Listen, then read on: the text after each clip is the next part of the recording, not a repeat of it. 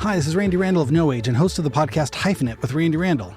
I want to welcome our newest sponsor of the show, DistroKid. DistroKid helps musicians get their music on all the major streaming platforms, and artists keep 100% of their royalties. Hyphenate listeners get 30% off at distrokid.com/VIP/hyphenate. Again, that's distrokid.com/VIP/HYPHENATE. Go get your music streaming everywhere now.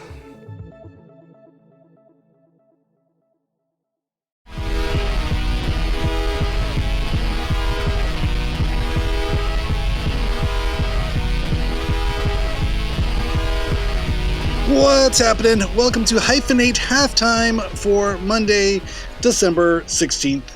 It is I, your host extraordinaire, Randy S. Randall, and with me, as always, is my venerable co-host, Mr. Aaron Farley. How do you do this Monday, December 16th, Mr. Aaron Farley? I'm doing well. It's the final week of school. All right. For me and the kids. And I felt like it was a good conversation. It was a good time of the year for you and Leo to have a conversation about fatherhood and kids and school and sports. And it felt very like high school reunion, kind of like, you checking back in with your old friends, like, damn, remember how crazy all this shit was? Yeah, what are you doing now? It felt it was reflecting times, things going on in my own life, having my own kind of mini high school reunions and reflections and, that time of the year. You sort of spend time with family and friends and catch up on what's been going on. Yeah, totally.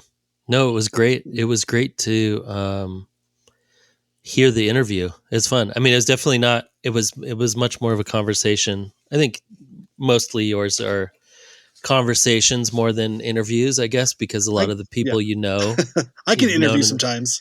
Yeah, but it's interview-esque within the interview conversation. Adjacent. Yeah, yes.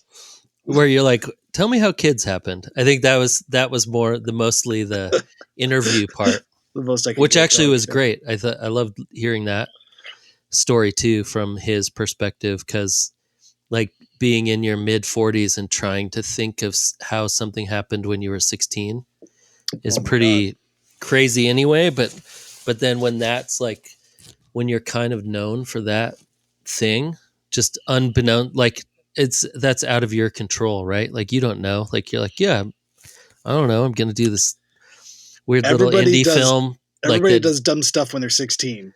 Not everybody has that, follow you around or give you a career or some type of, Yeah, it's not filmed or put into the zeitgeist, the American zeitgeist, like that movie was. It's like, I mean, I imagine too, even when they shot that, I'm sure Larry was like the hustler that he is. It was just like, yeah, this will keep me going for a couple months. I get a little bit of money. I'm going to make a movie, and then I'll move on to the next thing and new photo project and whatever. And then it ends up being this movie that now still is like a very specific time and, I don't know, just a very specific time and place for that movie to happen. Like, I don't think that 30 movie years ago. What year when did that come out?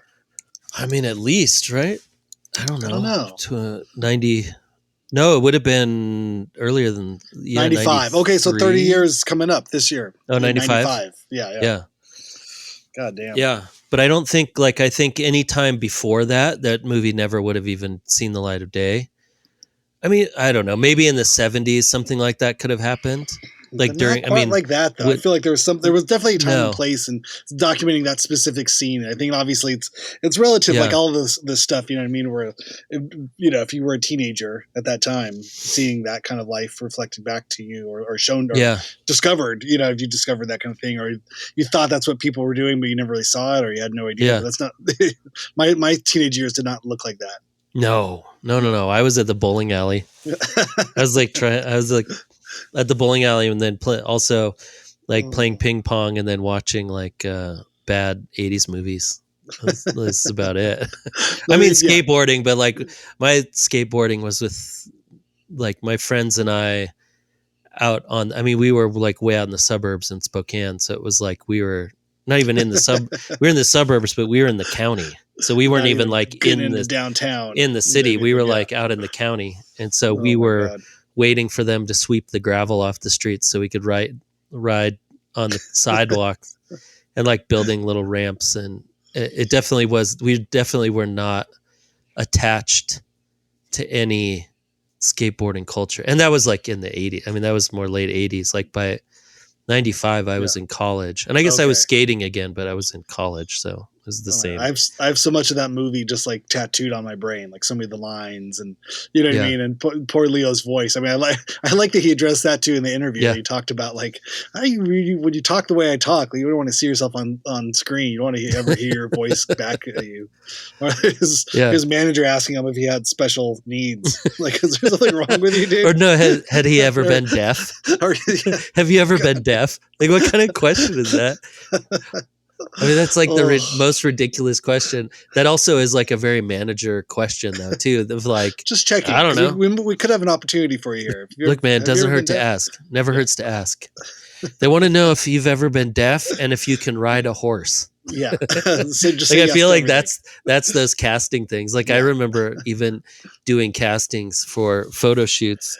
And, you know, you'd need someone to ride a bike or something. It'd be like, you can ride a bike? Oh, yeah, of course, of course.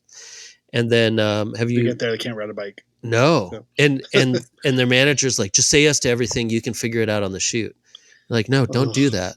Don't ever do that. Because that happened where we had like a pretty big shoot and someone needed to ride a bike. And the girl had never ridden a bike before. Oh, that's hilarious. She couldn't ride a bike. Yeah. And she was like the main person. And we're like, you guys, there's like 70 people here working right now. You can't ride a bike? And like, I don't even remember what happened. And then there really was another shoot that I was on. I wasn't the main photographer, but I was on the shoot. And someone had said they could ride a horse, which is very like, very much like if you haven't ridden a horse, you can't say. And she said she had ridden a horse before, and then she got up. She's like, "Well, I mean, I've gone on like trail rides," and they're like, "No, we need you to like ride a horse by yourself." So that is funny. Have you ever been deaf before? Oh my god, that's such a weird one. Yeah, no, I was so stoked to talk to him, and I think it's I talk a little bit about it, I think in the intro, but just having met him, and you meet people every once in a while, but to really have that long of a conversation, and I think, but like you said, it was more of a conversation because I was kind of just like at his pace, I think it sort of just matched his pace. It wasn't like we were particularly promoting anything, or I was trying to get through to something, like, oh, you got a new record out. Okay, let's talk about that. It was more kind of a catch up. I think he was even surprised, like, why do you want to talk to me? I'm not doing anything. Just, of people, as I'm doing this podcast, it's like, well, these people I'd like to talk to, even if there's not any particular product or, project being promoted. Totally. I think it's fun. I really do think that this format of just a couple hours, like a conversation for an hour or more, is really helpful because you really do get you can't sit and promote something for an hour. Yeah. So you have to get, even if you are getting in, trying to promote something. Yeah. Even if you're like, I got this new thing coming out, you're not going to turn the conversation every single time to be like, well, that's just like the movie that I'm on right now, whatever. Yeah. But so I think it's great. I think you guys are probably in a pretty similar situation too, because your kids are similar ages, right? So you guys are going through the same like dad stuff, and I think that is. It's such a specific time because even I'm a little bit out of that. And then, but I still have friends that are, you and other people that are in that still, like kids still have a kid that's under 10. And it's like a different mindset. It's a different life. Yeah. Tired. As you yawn. As you say, I was just thinking about that. Kids under 10. Yeah. Oh God, there's no sleep. But there's and I think that thing is so real of like, you just instantly have these other friends that you meet through school and daycare and stuff because you're finally like, oh my God, my kid has a friend that he wants to hang out with or she wants to hang out with. And so you're just like, I don't care. Let's go hang out. And I've met, I don't know if I'm still, I guess we're still friends with a couple of the people that were friends that we met through the kids. But most of the people now, you look back and you're like, oh yeah, I can't believe they, like, it's like lawyer, you have all like of a these lawyer strangers and over your house. Yeah, totally. You go over to all these strangers' houses. Like, yeah, well, our kids are the same grade. Like, okay. Yeah. And it's like everybody just puts all the other stuff aside and they're like, listen, as long as our kids are running around right now and not like yanking on my leg for something, I'll make friends with anybody. Yeah. Let's just talk. Can we have adult conversations? What do you do? Oh yeah, please just talk about work. Talk about work. Let me just like, oh yeah, it's not like Skibbity Toilet or whatever. Oh my God. Yeah. We did 2 of those today back to back. We had a soccer end of the season party, pizza in the park. And then our youngest had, it was like a winter cookie making party thing or cookie decorating party. Yeah. And it's beautiful. I appreciate everybody inviting me anywhere I get to go. Yeah. I swear I have some type of social anxiety or something. Like I'm good for like chunks, or if I have something to do, if I can work, or I have a job, I'd rather be like serving something or putting something away or building like something. Put me to work. But they're just standing around like, so I think I'm just thinking like, why didn't I talk to those people? I should be talking to those people over there. I haven't talked to these people. I don't know what I'm doing. Just trying. So where are you from? Okay. I've been there.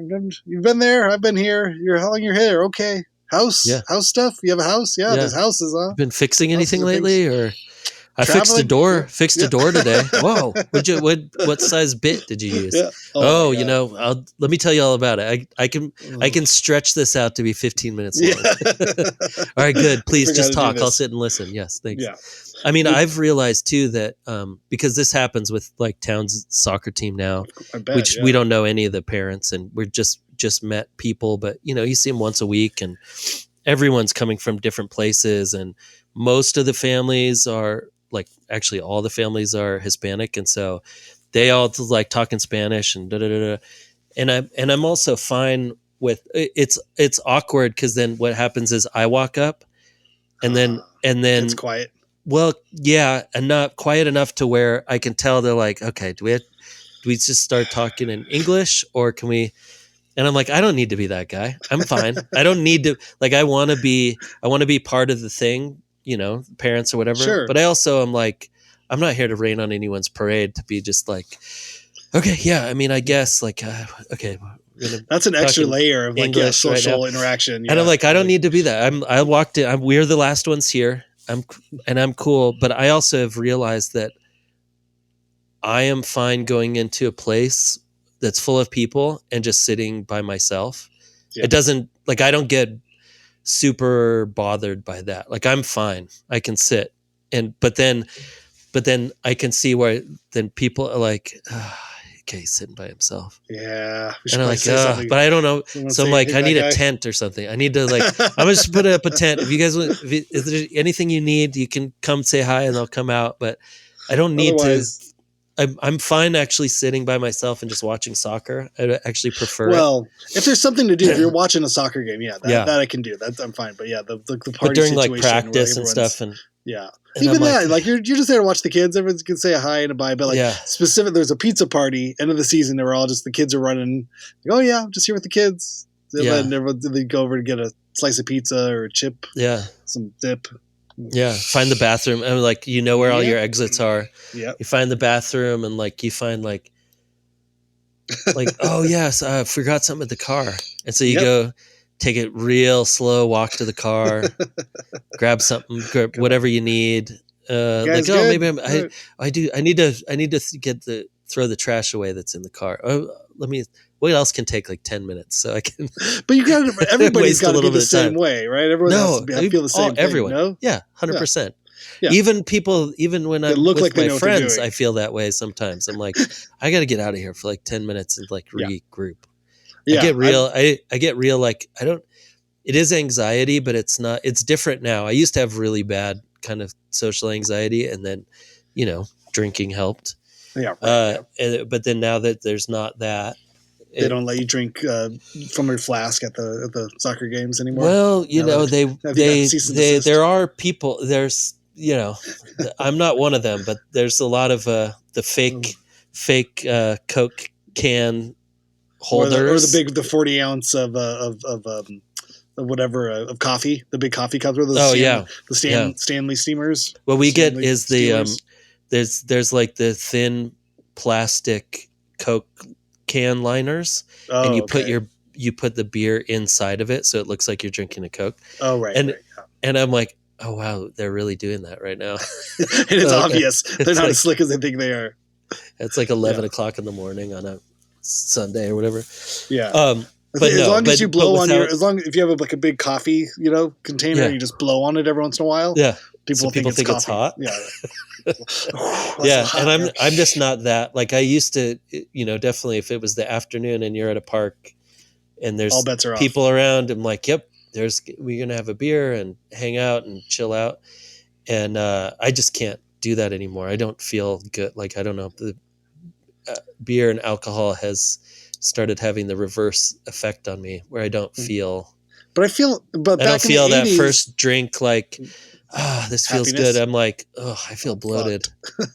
I do not feel good at all. So back in the 80s, all kids sports had like some beer component to it, like that, the pizza party afterwards or something. Oh yeah, of course. I think there's I've seen very little beer being consumed in any of the kids sports I'm involved in now. It's a different time, man. Yeah, I guess it is. 40 years later, people don't feel comfortable drinking around. It's not socially acceptable. Like not as socially acceptable in the afternoon, kind of like, which I think is probably good. Probably good. I'll go with that. I mean, it leads for less stories, I guess, like less crazy stories. I mean, the last time we were at a tournament, there was a huge like brawl with a bunch of parents. So and this is with no booze involved. I mean, maybe. I didn't see any booze, but there probably was. You never know. I don't know. That would make you feel better about the person rather than them just being sober. I mean, and people get into punches it. But this gets to talking about when he was talking about like the sports parents or whatever, and I'm like, I definitely have slowed it down, but I could definitely be that. I get like so competitive. No. And when I was a coach too, even with the kids, and then I just hate referees. And so it's like any bad call, just throw me off for like an hour. And I'm the worst person ever. I'm just horrible. And I know it too. Even in my head, I'm like, why do you care? This is so stupid. And then the other side of my head is just like, shut up. Stop talking. I'm working here. Yeah. The worst. Justice. Need justice for our children. Yeah. So now I've gotten much better at sitting, because I can also like see the other parents around me who are who can be worse than me for sure. And see the other side of it and go like, yeah, this looks pretty ridiculous. I should probably tone it down a little bit. Just keep my mouth shut. I should stop yelling at the ref that he's an idiot. He's a horrible person. Oh no. Is that even allowed? I feel like no, it's not allowed at all. It's horrible. It's a horrible thing to do. Yeah, you can't do that. Yeah. Well, that's very funny. Though. Yeah, it's easy to get caught up in it all, though. Yeah, this is our first year. I found myself, I was pacing. I was like, I'd bring the chair. I'm like, I can't sit in the chair. I'm looking up and down the things, checking in, looking the angles, yelling out. What is it like? I don't know, up the line. Look alive out there. All right, but watch the ball. Here it comes. Yep. Especially when they're that little. Oh, it's hard. Yeah, that's hard. Oh my god, it's so funny. Oh man. But yeah, almost end of the year. Another week, and then break for the holidays. Yeah. Oh yeah. Your kids get 3 weeks or 2? We're 2 weeks. Okay. Thank God. We've had 3 weeks in the past, and that third week, the one after the New Year's. Yeah. One more week, I'm like, oh come on, this is getting rough here. It's getting a lot. I know. Yeah. You're like, really, this is like half a summer break. The holidays are over, everything's done, and you just got one more week. Like everyone's starting to get back to work a little bit, and like kids are still just here. Okay. Yeah, just hanging out. Well, that's why I always remember the raid on the Capitol, the January 6th thing, because it was that week. Like, we're still not going back to school. I took Ryder out fishing that year. Oh, right. Yeah. Just had him out there. Just like, oh god, they're like checking my phone. Like, seems to be some kind of protest going on. And okay, well, they're just out at the lake. I'm like, yeah, well, hanging out. I think they're. This sounds like it's actually pretty bad. They're now inside the Capitol. I was kind of just looking at my phone every once in a while for a news update. I get a little buzz news update, New York Times. Like, oh, okay, we should probably pack it. We should probably be home for this. Yeah. I don't know what this is. Like, I don't know. Be stuck on a lake. Is this going to happen everywhere? Yeah. This is why is that guy wearing a Viking helmet? And he's like holding. The shaman's got something going on here. The pictures are not coming out. They've shot somebody. Somebody's being okay. We gotta. Yeah. We should not be enjoying fishing right now. Yeah. I should be monitoring this more closely. But I always remember that was that third week. It's just like, oh god, okay, the kids got to get back to school. Yeah, I remember I was up. I think the kids must have just had the day off still. Also, because I think Towns and I were up snowboarding or something. Oh, and Michelle had texted me and said, "Did you see what's happening at the Capitol?" But I already knew the January 6th thing was like there was a protest or whatever. I'm like, oh yeah, I heard about that. She's like, no, they're like storming the Capitol right now and like jumping the barriers and trying to smash the doors to get in. And it was like, oh, that doesn't sound good. Oh, all right. So this isn't just a protest thing. Oh, and then the president is actually just going, hey guys, maybe settle down, but keep fighting the good fight. But I mean, I don't know. You know what? I'm not going to say much right now. Well, I'm ready to go for the Democratic January 6th. I got my mask ready. I have my Antifa mask presented, all my black bloc gear put together. I'll be there. For you lock for my bike. Yeah, to keep Biden in there. Sure, just general destruction. I heard if they can do it, we can do it. Break a couple windows, see what happens. Yeah, seems to work. Yeah, everyone likes to do those kinds of things. Yeah. What about those UFOs over New Jersey? Oh man, I've been trying to Long Beach here now too, and they're also over Riverside. So they're coming for you. They're getting closer to you. Oh really? Yeah. Oh, I should start car-sized drones. Long Beach, Riverside. We're here in California. God, I should go out on the. We should go out on the highway up here because we could probably see. Yeah, like Riverside and all that. If they're getting blanketed. The best intelligence says though, because they have too many lights on and they haven't already started raining down, missiles, that they're probably friendly. They haven't already opened fire. There's no way they're UFO. There's no way it's alien. I'm going to go on record to say like, this is, remember how they dropped all those bird scooters all over? That's what these are? Yeah, they're going to be Amazon drones. They're going to be like, oh no, we just dropped them. We just dropped them in the sky to see how people would react. 500 drones over New Jersey to see if anybody freak out. See and then all of a sudden it's going to be like a big ad campaign and they'll be like, UFOs, and it'll stand for something. It'll be like unified friendly objects. Unified friendly objective shipping. Shipping straight to your doors at night. Oh God.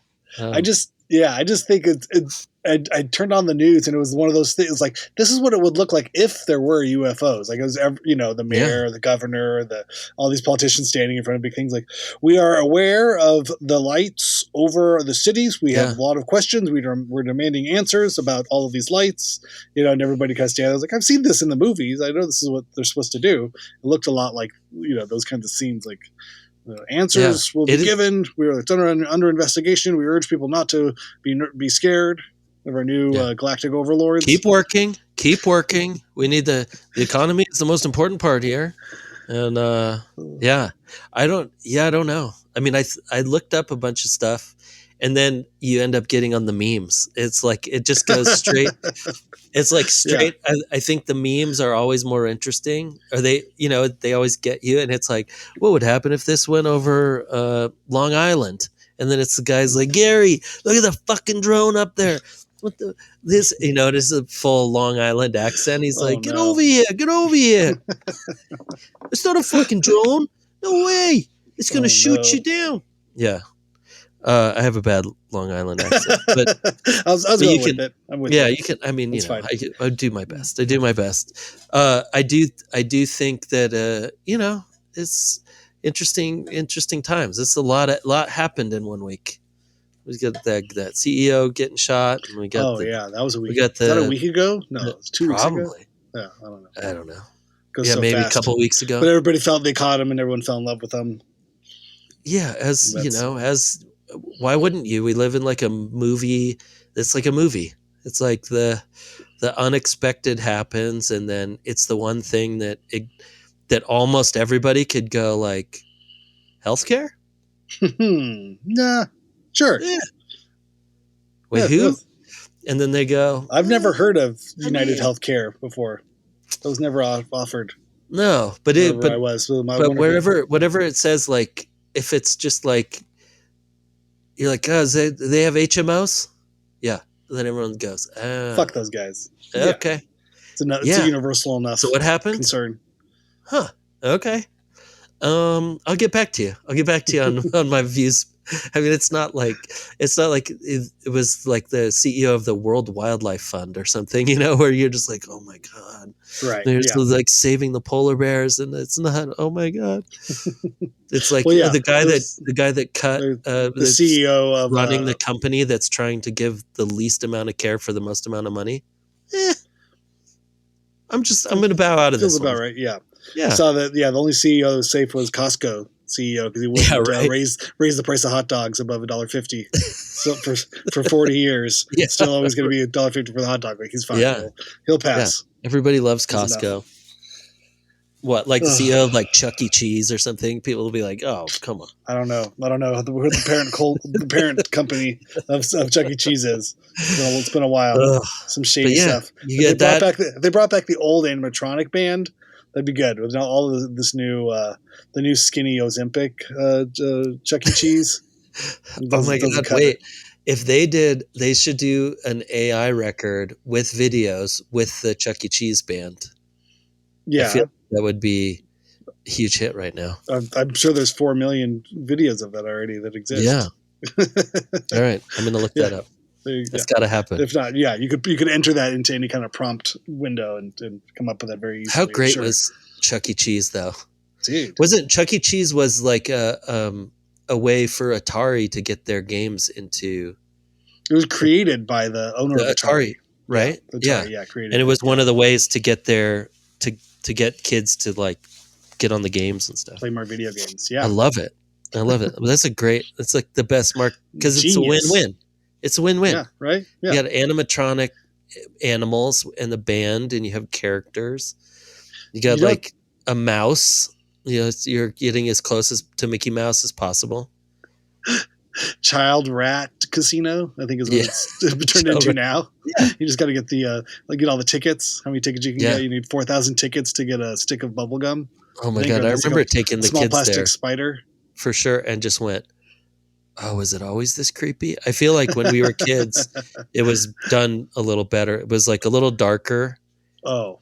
And they were like a little dark. What do you mean? No, but like like when you'd go into roller skate, like a roller rink or something, and the lighting was like, it was dark wood. It was a little darker. It was a little like it wasn't just like everywhere. Bright, just like you see all the carpet. It's like the grossness. Again, but more alcohol, more pictures of beer and cigarettes and like ashtrays. For sure. The amount of like bowling alleys and Chuck E. Cheese's and pizza parlors and everything that was just like, you're just inhaling smoke. Restaurants. Like 3-year-old, going to a restaurant as a 12-year-old. Yeah. Smoking or non-smoking. Like there was a difference between the sections. While you eat you'd be in the non-smoking pancakes, section. just like inhaling a pack of cigarettes. And the smoking section was the booth next to you. Yeah. Or even smoking. I remember the first time I was on an airplane, but I was really little. Oh no. The only time I flew on an airplane until I was in high school was I was really little, and there was smoking on it. It was like the smoking section. That's crazy. Yeah, no, but for years we always see the ashtrays in the armrests of the planes. So even if it wasn't allowed, it still had little places you could put some chewing gum wrapper, stick chewing gum in there. Yeah, but even again, with your conversation with Leo, when he was talking about parents and how different it is now having like both parents be very involved in your life. Mm-hmm. And my dad was not like mean. He was there, but he was working. He was like always working, but he came to soccer games and he would like graduate, all the stuff he did. He had just had a regular 9-to-5 job. So he was there, but his dad never saw him. Like he didn't know his name. Well, there were 9 of them. He went to college on a football and baseball scholarship, so he was like in high school, played a lot of sports and everything, which may be where my competitive sports thing came from a little bit. But the genetic imprinting. But his dad, my grandpa, had never seen him play football. And he, in high school, like he went to one game, the very last, no, he went to one game in college. He came to a game in college, but he had never seen him play football. And all those years, never went to a game, never went to anything. And it was like after, that's probably why your dad was so good, because his dad never came. Yeah. So he had to try to impress him. Yeah. His absentee father. Maybe I'm going to show him a little better. He'll give me some attention. I mean, honestly, you're not far off, but some would call that a strong parenting strategy. Non-parenting is strong parenting, Randy. Yeah, exactly. You've never heard that? You've never heard that saying from Gandhi? No. Non-parenting is strong parenting. Let them figure it out for themselves. They intrinsically know what's right or wrong. They'll fight their way to the top or the bottom. Yeah. Either way, they'll be good fighters. And that's what's important in life. Either way, they'll be angry, and that's what we want in people. Yes. But no, when I heard like those stories would come out every once in a while when he would be like in college, like he had some great game, and it was the only game that my grandpa and my great grandpa both like went to the game, and he had some great football game, and he was like, yeah, it was the only time he saw me play. Did he quit the next day? Yeah, he's like, that's it. He's like, I succeeded. No, he like tore his ACL the very last game of his college, whatever. But that's wild. But yeah, when you hear those, you're like, oh, that explains a lot. I wish I would have known this story like years ago. all these horrendous stories of how you were treated as a kid by your dad. That would have given me a lot more information to go on. So it's not me you're mad at. You're mad at your own father. Yeah. I got it. Yeah, that all came out later. But yeah, oh my god, yeah, it's funny. But it's weird though, because also, it's one of those things where when you were talking about like, I know what I don't want to do. You never really. Yeah. I mean, you think you know what you do want to do, but you really the only thing that you can start off on, because you don't know what your kid's going to be like. You don't know what you're going to be like when you're a parent. You don't know what kind of stuff. I mean, I thought the craziest thing for me when we had our kids was that when, Lila was like 1, and I was like, whoa, I have a lot of anger issues that I thought I got rid of. Like, I thought they were gone, because I thought I had crafted my life to be in this little bubble of people and that are creative and being around people that are interesting and whatever, like fun all the time and things happening and da da da da da da. And then when that stuff kind of had to go away for a little bit, and you have to start doing real things and real emotions and real, like actually taking care of something and doing all these things, like, there come all those emotions I thought I got rid of. Or all that bad stuff that I was like, oh, I figured that out years ago. I just don't have to interact with it. Yeah. Create a life create a life. I don't have to do that. I ran away from all that stuff, the responsibility and all those things. And so that for me was that like, oh wow, wait, what do I want to do? I'm like, well, I don't want to pass this on. so how am I going to do step like number this? one? Yeah, that's going to be my first thing, is to try not to do that. And then, but then also, all those things that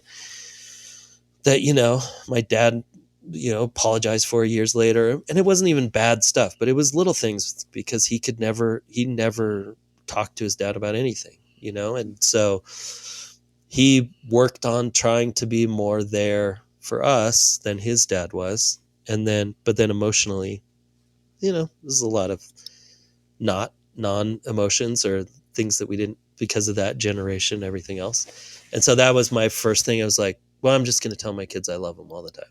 That's like that's the first one, because I never, like, my mom, obviously, love you guys and everything. But my dad, I remember when I was older and I was on the phone and I'm like, I'm going to tell my dad I love him and see what he says.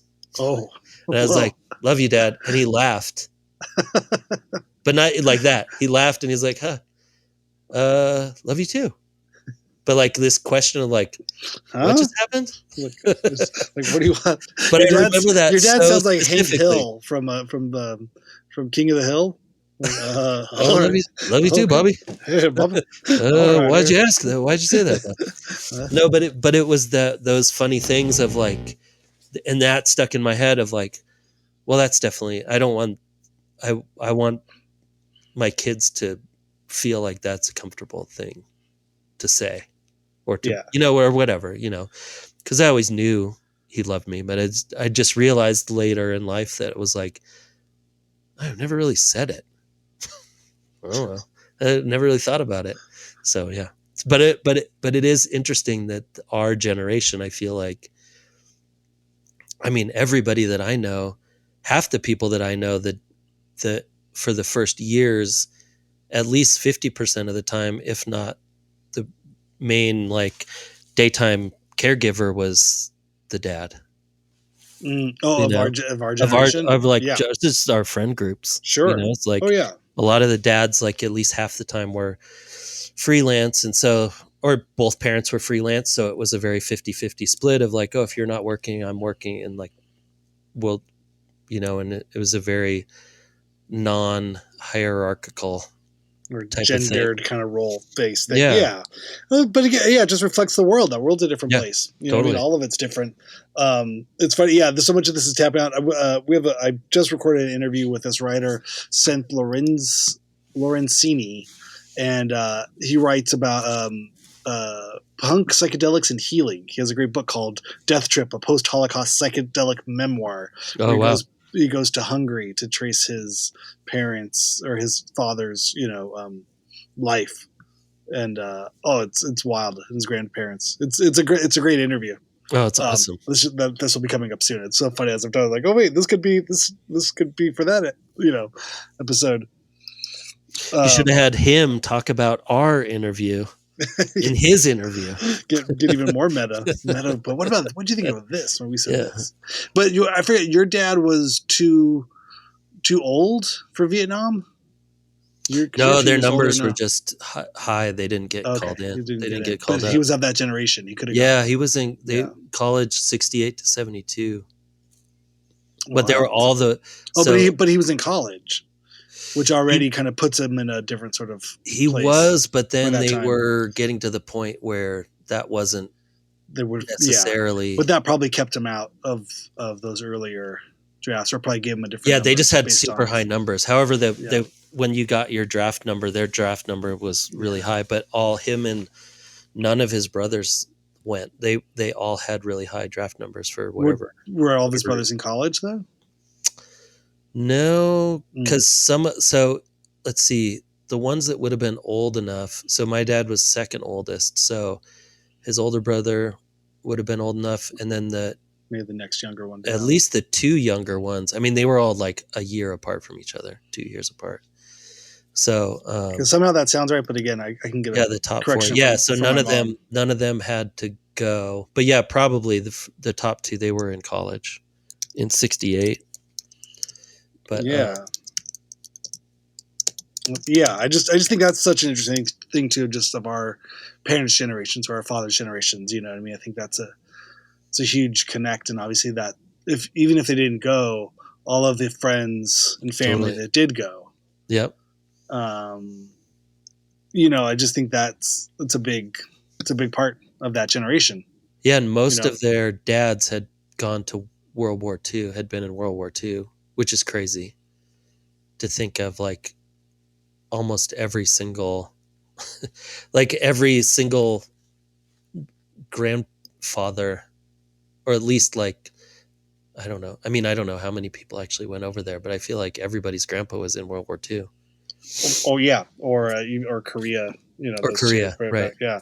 So, quick Google search comes up with before Congress reformed the draft in 1971, a man could qualify for a student deferment if he could show he was a full-time student making satisfactory progress in virtually any field of study. Okay, so there was some kind of college student deferment, but but then I'm wondering they changed that. I don't have the whole. Oh, okay, I'd have to dig into it more. But at least there's probably some awareness of that. It's wild, but yeah, it's wild. Yeah. I mean, that's just really living, by a hair. Your government's going to send you to go die in a war you have nothing to do with. Yeah, then it's crazy. And then get a bunch of snot-nosed kids running around in the 70s and 80s trying to say I love you. Like, I love you, Dad. Like, okay. Yeah. Like, you don't know what we went through. Yeah, just like, all right, sounds good. Love you too, kid. Yeah. I'm gonna go ahead and finish smoking this pack of cigarettes. Yeah, like I got a pitcher of beer waiting over by this rat robot. Yeah, there's a rat robot over here. Have fun. Get some more tokens. Yeah. Here you go. What are these emotions you're talking about? I'm trying to work and make as much money as possible. It's the 80s, and all I see is like lifestyles of the rich and famous on TV. And, I'm doing my best to not jerk off to Vanna White and do a rail cocaine here. Just keep it to yourself. Keep your emotions in your pants, kids. Yeah. You figure it out for your kids. Yeah, it's wild, man. It is wild because even, my dad was like a very sweet guy, and so and it still was like very tough to be like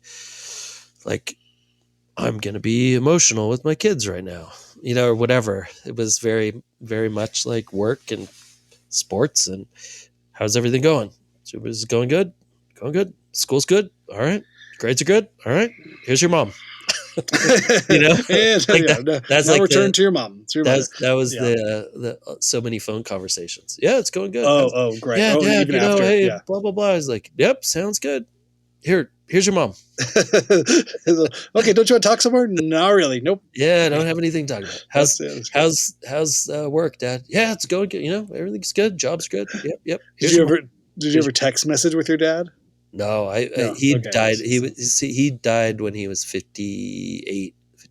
So same with my dad. My dad was 58. Really? Yeah, 58. Maybe that sounded old at the time, right? Yeah, but so that was before texting. It was same. like 2000. I don't even know the date. Oh 2000, God. Let me see. Hold on. My dad died in 2006. This would have been. He was 25. He was 58. Yeah, almost the same. Yeah, 2000, because it was the year before Lila was born. So it's 2007. Wow. Yeah. Yeah. So it was like before kind of. Yeah, it was not texting. I always hear about people texting with their dads, and it's just like one letter, one word. Yeah. Kind of, Oh, I send Lila memes. Yeah. I'm like meme lord. She's like, Dad, stop. I'm like sending her stuff get me in trouble like at school. Kendrick Lamar and Drake beef. She's like, Dad, you're obsessed with this. I'm like, trust me, it's gonna get worse. Wait till you get older, and I have less and less to do. Yeah.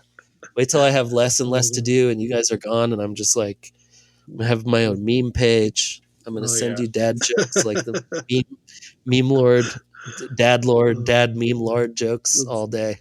Well, it's hilarious.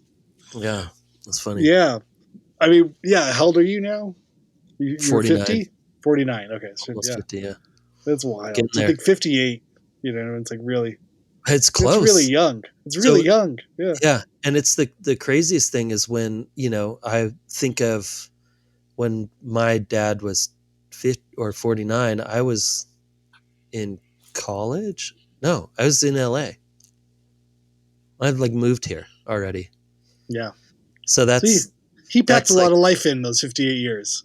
He did a lot. He got down to having kids earlier. And they even quote unquote waited. And I think they were 24, 25 when they had me. I'm the oldest. So then they, let's see, I wouldn't have been, when he was 50. Yeah. When he was 50, I would have been not even in LA. I just lived in Portland.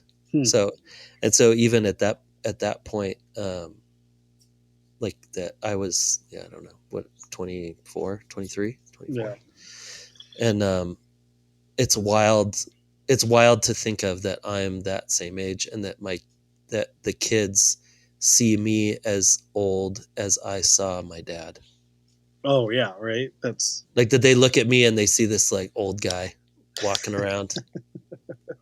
I'm like, oh, it's so weird. But I do remember my dad saying stuff like that. He's like, it's the crazy thing is your body, you see yourself and you're like, I'm old, but then you really never feel you always kind of feel just like an older 20-year-old. That's why he was always funny. I don't know. I feel like as the more that I grew up, I felt like it was weird that I wasn't I still just felt like a kid. I felt like I was in my 20s, but I was just older and my body hurt more. And that I just didn't know anything. He would every once in a while, I remember the funny, cause he had these little rental houses that he bought for $4,000. What? Yeah. Right. He went in with a buddy after college and they're like, we're going to buy a rental house. And it was $4,000. Right. And they paid it up 30 years to pay it off. So it was $30 a month or something. I don't know, whatever. But so every once in a while, it was every time someone would move out, they'd trash it and we'd have to go in and we'd paint it and do the carpet and stuff. And I remember sitting there once painting one of those houses with him, and I was probably in high school. And and the two songs came. We just listened to the radio, and the one that Rolling Stones song, the "You Don't Always Get What You Want" comes on. Yeah. He's like, this song is kind of the only thing you need to know in life. That was it. That was it. And I was like, I still remember that to this day. And they're like, yeah, it's not wrong. But sometimes, you get what you need. You don't always get what you want, but if you try sometimes, you get what you need, Get a big Charlie Watts fill. Yeah. And then the other one was when we were in the car once and Everybody Must Get Stoned came on and he started singing it and he's like, great song. And I was like, what? He was a super reformed. He was one of the reformed Christian post-college, super hippie kind of drug, whatever, the whole 60s thing. But again, didn't find that out until I was in my 20s. And I was like, oh, that would have been nice to know. Yeah. All those things where I guess, but when he's supposed to, super conservative Christian guy, and then you hear all the real stories, and you're like, oh, we could have broed out on some of that stuff. I think it might have made things a little easier. I don't think they have it in them to bro out with your kids. I don't think that was part of the program. I don't know. Yeah, not back then. Now these kids they're gonna be like, you guys stop broing out. Stop broing out. I get it. I really need parental guidance. I get it, Dad. I like Pavement too. I get it. But the new deluxe 50-year anniversary, it's too much. Dad, it's too much. Stop buying the kids Slayer sweaters for Christmas. That song Cut Your Hair? Just everything you didn't know about life. It's in there. Yeah, it's in there. It's in that one song. That's just it. It's funny. But I feel like our kids, they sometimes share way too much with us. I'm like, you should not be telling me this. If I was my dad, I would have a different reaction. I mean, the newer generation for sure, like the middle school kids at school, they tell me stuff sometimes. I'm like, you guys stop talking right now. Stop divulging so much information. No, 100%. They're like, tell me things about their friends. I'm like, no. Nope. Don't tell me anything. I don't want to know anything. That's an inside. I don't want any tea. Like, Mr. Farley, you want to know the tea? No, I do not want to know anything. I don't. Keep it to yourself. You guys need to. I am legally obligated to disclose any information that I've been given. Day. So I am not a friend. I am a legally entrusted snitch. Yeah. I have no ability to keep any of the secrets. They trust adults way more than we trusted adults when we were kids, for sure. They're just like, yeah, we're buddies. I'm like, no, we're not buddies. I don't know about that. Do not tell me any of that stuff. I have 3 friends, and you are not one of them. Yeah. Two of them are dead, and the last one is not you. Yeah. Those friends don't even tell me anything. Yeah, you guys should definitely not tell me anything. Oh, I was telling something. My friends were talking about their friends. My kids were talking about their friends. There's something else. Like, yeah, just I was like, but don't worry about it, because you'll grow up and then you'll have no friends, and life's a lot easier that way. Like, don't worry, none of these people will be your friends. Yeah. They're not even going to be your friends for the rest of the school year, let alone the rest of your life. You kidding me? Don't take it so seriously. Look at your mom and I. We're old. We don't have any friends. Who do you see us hanging out with? Nobody. Listen, why do you think I started this podcast? I can talk to my friends. Yeah, we need a reason to talk.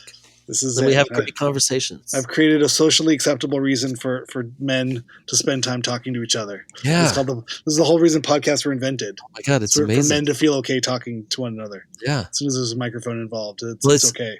Again, back to the conversation. It was like Leo is always talking about having anxiety that he was not being like useful to the culture. Oh God! Right? Like, well, yeah, about the gallery, right? I mean, I'm sure you could relate to all the stuff you're saying about the gallery. I mean, we were younger, but that's actually where I met Leo. Was at our gallery. Oh, okay. Because he was friends. So he and Jeremy Weiss. Oh yeah, New Jersey.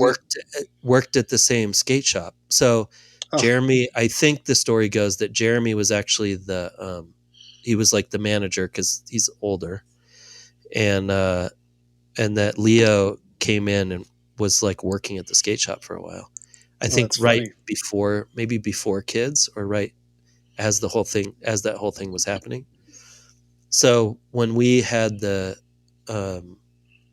gallery, he might have been in LA at that point, or he was just, he would come through. And I love that he's like, oh, I'm not an artist or anything. I have some of his art. I have art. You're really bringing down the value of this art here, pal. Yeah, I'm like, hey, buddy, call yourself an artist. These things are going to be worth someday.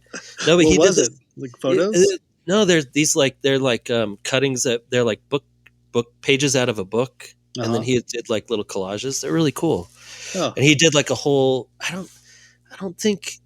think he did a show. I mean, he was definitely part of our. He was part of the Friends, like the Friends shows. Group show? Yeah. But I feel like we did a show where he was one of the, it was like a group, like a smaller group show. And he was one of the artists. And I feel like he did like 6 pieces or something. And then, I think when we were like, come up, pick up your stuff. He's like, you're good. And I'm like, okay, I still have it.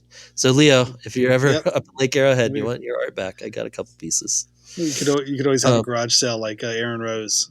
Yeah, totally. I wish I went to that just to see all that work. Did you go to that? I went to this last one he had, not the big one, but just this one they had at Julian's. Oh, at Julian's. Yeah, it looked so cool. I mean, I would just know that just seeing all the stuff, he just is such a good collector of history, like little bits and pieces.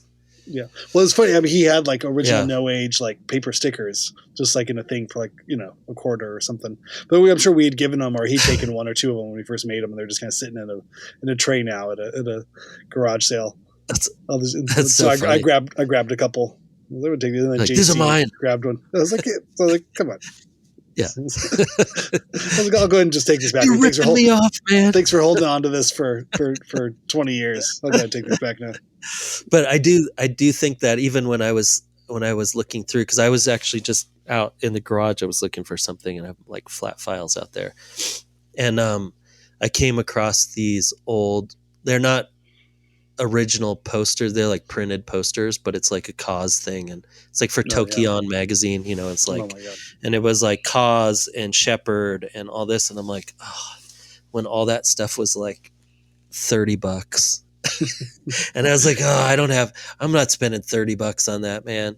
You know, whatever. Like all of those, like, I mean, I have a friend, my buddy Dan, and my buddy Bruce too. It's like when that first Banksy show happened, whenever that was, like 20 years ago.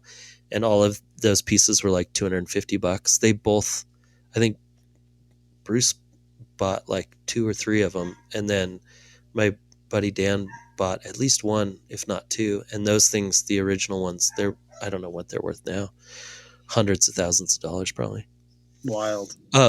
But those, like, there's definitely those times. I haven't ever been in a place where I was like, if I would have bought that, I would be a millionaire or whatever.